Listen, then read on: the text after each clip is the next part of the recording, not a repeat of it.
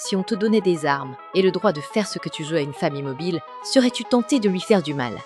En 1974, Marina Abramović réalise une œuvre radicale qui explore les limites de la confiance humaine et de la violence collective.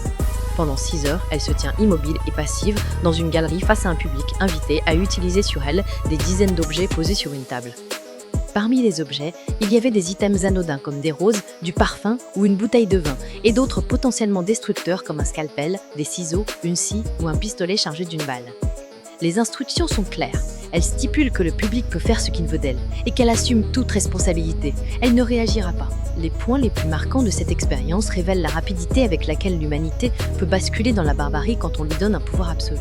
Au départ, les interactions sont tendres et ludiques. Des spectateurs lui offrent des fleurs, l'embrassent, lui appliquent du rouge à lèvres ou du parfum. Mais après environ 2 heures, l'atmosphère vire au sombre.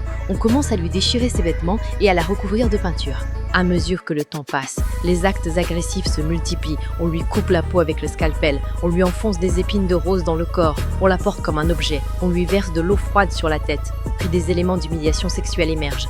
Des mains explorent son corps sans consentement, la touchant intimement.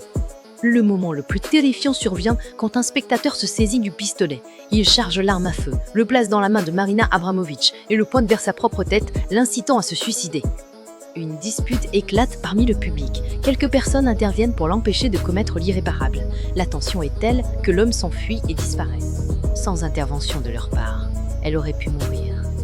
À la fin des 6 heures, quand Abramović se remet à bouger, le public fuit son regard, certains honteux de n'avoir pas réagi aux violences qu'elle subissait, d'autres pour ce qu'il lui avait fait subir. Sans loi, l'humain peut devenir fou et cruel. Mais surtout, si tu restes passif dans ta vie, tu seras considéré comme un objet que l'on peut manipuler à sa guise.